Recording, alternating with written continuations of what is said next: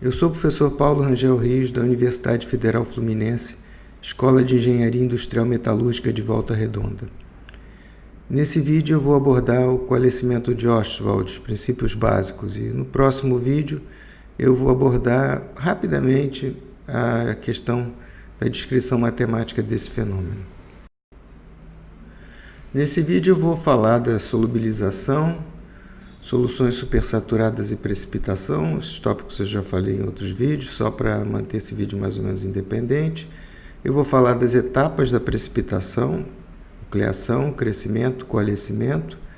Vou dar um exemplo experimental de um sistema em que ocorre o coalescimento de Ostwald no estado sólido e da força motriz, que é a energia interfacial por unidade de volume, e finalmente a razão, vamos dizer, mais imediata de por que acontece o coalescimento de Ostwald, que é o efeito do raio da partícula sobre a solubilidade.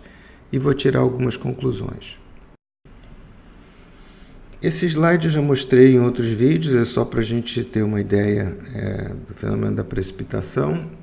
A amostra é aquecida na temperatura de solubilidade e a C0 é a quantidade de soluto que é colocada em solução na temperatura de solubilidade. Quando a gente diminui a temperatura para uma temperatura que a gente pode chamar de temperatura de precipitação, nós vemos que tem um excesso de soluto em relação à temperatura de solubilidade. Esse excesso de soluto vai se precipitar na forma de precipitados, né? Então, de várias formas. E a fração volumétrica máxima de precipitados que eu posso ter é dado pela regra da alavanca, são precipitados da fase beta, né, porque eu tenho excesso de B, se a gente olhar o diagrama de equilíbrio. Então eu tenho a fração volumétrica dada pela regra da alavanca, tá certo? C0 menos C alfa dividido por C beta menos C alfa, que seria a fração volumétrica dos precipitados B. Aqui, quando no início da precipitação, eu tenho então uma solução supersaturada de alfa. Ela tem, na temperatura de precipitação, ela tem uma concentração de soluto C0, mas essa concentração C0 é muito maior do que a concentração de equilíbrio que ela deveria ter. Ela deveria ter uma concentração C alfa em equilíbrio com precipitados de composição C beta. Aqui a gente está vendo que existe só a solução alfa supersaturada. Então ela vai se decompor em um precipitado beta e uma solução não saturada com a concentração de equilíbrio correspondente à concentração de equilíbrio com o precipitado dado pelo diagrama de equilíbrio. Primeira etapa da precipitação, a gente tem a chamada nucleação, que foi abordada já em 2 vídeos, pelo menos. Então, nós temos aqui os pequenos núcleos aparecendo. Eu representei aqui mais ou menos de forma aleatória, estou supondo, por exemplo, discordâncias ou algum defeito volumétrico. E essa é a etapa de nucleação, que nós não vamos só para mostrar que é a primeira etapa, né, em que os núcleos, em que o precipitado tem que vencer a barreira energética. Essa barreira energética ela é função da energia interfacial entre o precipitado e a matriz. Ele tem que vencer essa primeira etapa para se tornar um núcleo. Durante a etapa do crescimento, então, aqueles núcleos crescem. O que é uma característica da etapa do crescimento é que todos os núcleos crescem, aumentam de tamanho ao mesmo tempo. E todos eles disputam o excesso de soluto que eu tenho na matriz. Então, se eu tenho C0 de soluto, todos eles vão querer esse excesso de soluto para transformar em precipitados da fase beta, até que sobre na matriz apenas a quantidade de soluto próxima a C alfa. Não vai ser exatamente igual a C alfa pelo motivo que eu vou dizer a seguir, mas muito próximo de C alfa. Então, isso é muito importante a gente entender. Parece óbvio, mas quando eu falar do coalescimento de Ostwald, vamos ver que isso não é tão óbvio. Durante o crescimento, a etapa do crescimento é aquela em que todos os precipitados aumentam de tamanho. Tá certo? Por quê? Porque eles estão consumindo o soluto da matriz, do excesso de soluto da matriz, em relação à quantidade de equilíbrio prevista pelo diagrama de equilíbrio. E na terceira etapa, a gente tem o chamado coalescimento de Ostwald. O que acontece na terceira etapa? O excesso de soluto foi consumido. Acontece que eu tenho um pouquinho mais de soluto do que eu deveria ter no equilíbrio. Por quê? Porque o equilíbrio prevê que a gente não tenha precipitados pequenos, mas a gente tenha um precipitado de tamanho infinito. O equilíbrio é suposto entre duas fases de tamanho infinito, né? E, na verdade, por que isso? Porque quando eu tenho fases de tamanhos menores, como aqui, eu tenho um excesso de energia interfacial. Se eu tenho duas fases de tamanho infinito, a energia interfacial vai ser zero. Mas nesse caso não é zero, é diferente de zero, maior do que zero, porque eu tenho muitos precipitados pequenos.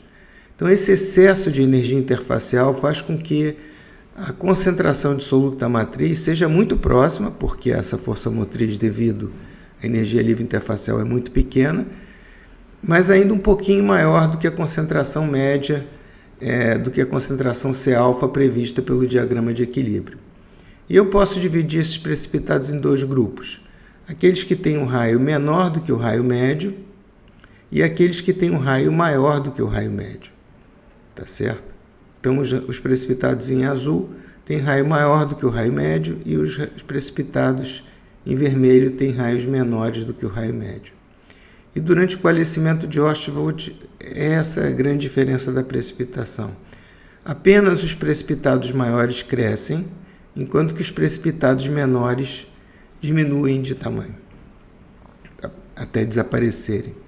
Quer dizer, durante o coalescimento de Ostwald, eu tenho um decréscimo no número de precipitados por unidade de volume e, por conseguinte, um aumento de volume médio dos precipitados.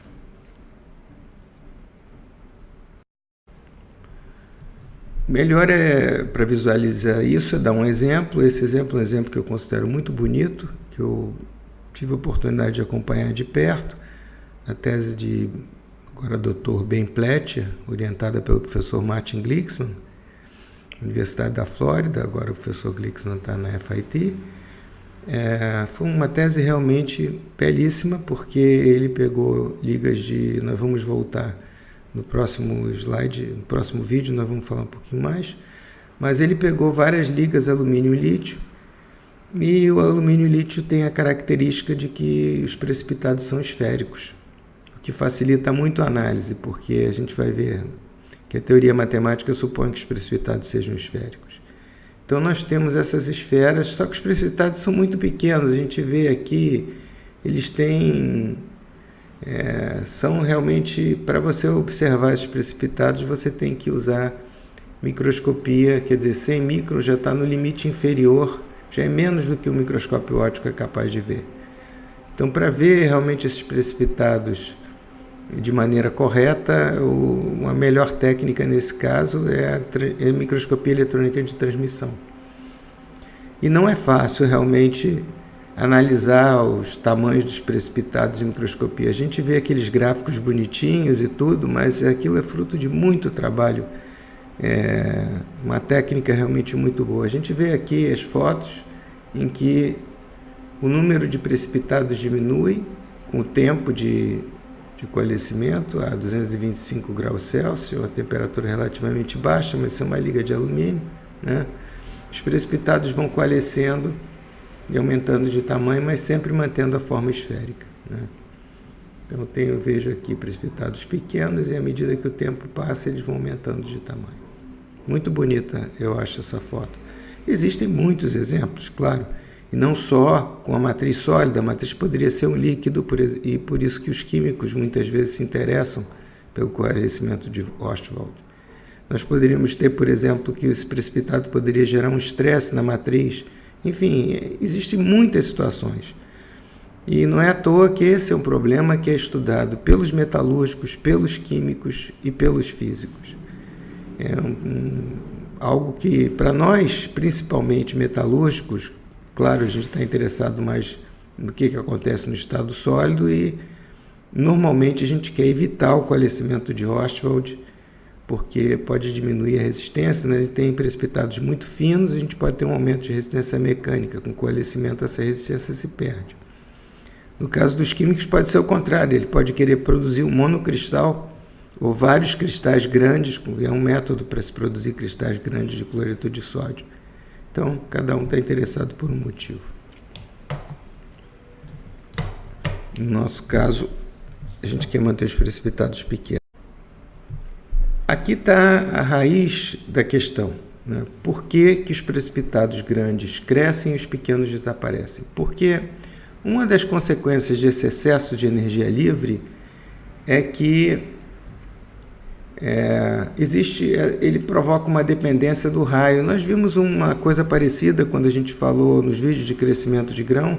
A gente via que os grãos maiores têm uma pressão interna menor do que os grãos menores. Quer dizer, então, há um fluxo de átomos dos grãos menores para os grãos maiores devido a essa diferença de pressão ou de potencial químico. O mesmo acontece em bolhas de sabão, por exemplo. Nesse caso, não há contato direto entre os precipitados. Então, precisa de alguma maneira, alguma coisa que coloque esses precipitados em contato, para que possa haver o coalescimento. E o que coloca esses precipitados em contato é justamente o efeito do raio na solubilidade. Um precipitado menor vai ser mais solúvel do que um precipitado maior. Por quê? O precipitado menor tem mais área por unidade de volume, ele é menos estável do que o precipitado maior. Então é natural que a concentração de soluto na vizinhança de um precipitado maior seja menor do que a concentração de soluto na vizinhança de um precipitado menor, pequeno. Então nós temos um fluxo da maior concentração para menor concentração. Com isso o precipitado pequeno desaparece.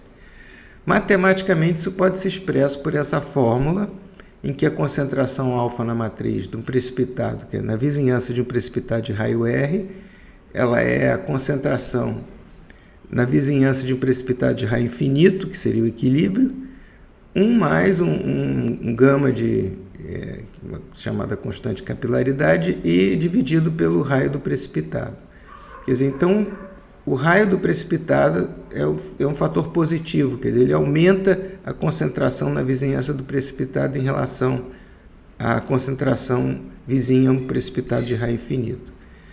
Se a gente agora considerar o raio e o raio médio, um precipitado com raio médio, fizer a diferença, nós vamos cancelar esse R infinito aqui, nós vamos ter alguma coisa desse tipo. A concentração de R menos a concentração de um raio médio vai ser 1 sobre R menos 1 sobre R médio. Quer dizer, o precipitado que for menor do que o raio médio vai ter esse termo daqui positivo, então ele vai haver um fluxo em direção, vamos dizer, ao raio médio. Se esse precipitado for maior que o raio médio, essa diferença de concentração vai ser negativa, vai ter um fluxo do precipitado para o raio médio. E eu não vou deduzir aqui, só vou falar, a gente pode obter a taxa de crescimento do precipitado em função da concentração do raio médio e do raio do precipitado. Esse tal incorpora diversas constantes, que eu não vou detalhar aqui, mas então a gente pode escrever que nos casos dos precipitados grandes, o raio é maior que o raio médio, dr dt é maior do que zero. Se a gente substituir na fórmula, nós vamos chegar a essa conclusão. E os precipitados vermelhos, o R é menor do que o R médio, dr dt é menor do que zero. Então nós já começamos a dar uma olhada quantitativa no que está acontecendo. Quando eu estava no início da minha carreira, eu me interessei muito por crescimento de grão e achava que devia fazer uma pesquisa nesse assunto relacionado que é coalescimento de partículas. Naquela época não tinha internet, e depois de muito cavar nas bibliotecas, acho que foi até na biblioteca da FRJ, eu achei esse artigo que me pareceu muito interessante, do Carl White, acho que é assim que se fala, em que ele fala uma coisa interessantíssima, que ele fala da vida dos precipitados. Ele diz que os precipitados nascem na nucleação, quer dizer, quando a trajetória deles cruza essa linha, né? Esse seria o tamanho relativo dos precipitados, relativo ao tamanho médio, por exemplo, E eles crescem quando os precipitados vão crescendo durante a fase de crescimento e crescem até alguns crescem durante o coalescimento até um valor máximo, né? Depois desse valor máximo, durante o coalescimento, os precipitados menores começam a desaparecer, quer dizer, eles cruzam essa linha pela segunda vez, eles desaparecem, quer dizer, eles morrem. Então, os precipitados têm uma vida, eles nascem, crescem e morrem. Exceto um, o maior de todos eles, não vai morrer, vai continuar a crescer indefinidamente, embora o tamanho relativo dele, para tempos muito longos, vai se aproximar de 1 porque só vai sobrar ele. Então, o tamanho médio vai ser o tamanho do próprio precipitado. Na prática, dificilmente nós vamos encontrar essa situação em que a gente tem uma amostra de 1 centímetro cúbico com um precipitado de, por exemplo, sementita no meio, na ferrita. Se a gente fizer um cálculo rápido, a gente vê que para uma amostra de laboratório, 1 centímetro por 1 centímetro, para a gente ter coalescimento de sementita, para ter a sementita toda numa bola no meio da amostra, a gente teria que esperar, sei lá, 1 milhão de anos. Então, na prática, esse estágio aqui não vai acontecer. Ele vai continuar para nós, ele vai sempre continuar crescendo. Dificilmente nós vamos passar desse T asterisco, né? Vamos continuar tendo por muito tempo ainda essa situação do coalescimento em que os maiores vão crescer, os menores vão diminuir e nós vamos ter essa distribuição de precipitados durante o tempo da nossa vida. Então, como conclusões, eu posso dizer que a precipitação consiste em 3 etapas: nucleação, crescimento e coalescimento. Que o coalescimento de Ostwald é a etapa final da precipitação. A fração volumétrica fica praticamente constante durante o coalescimento, quer dizer, porque o aumento da concentração na matriz é muito pequena, porque a energia por unidade de volume das interfaces é muito pequena em relação ao ΔGV químico que causou a precipitação em primeiro lugar. Nós estamos falando de um ΔG químico seria em torno de 1000 joules por mol, enquanto que um ΔG de interface seria alguns joules por mol. Quer dizer, quase 3 ordens de grandezas a menos. Então, é uma força motriz muito pequena.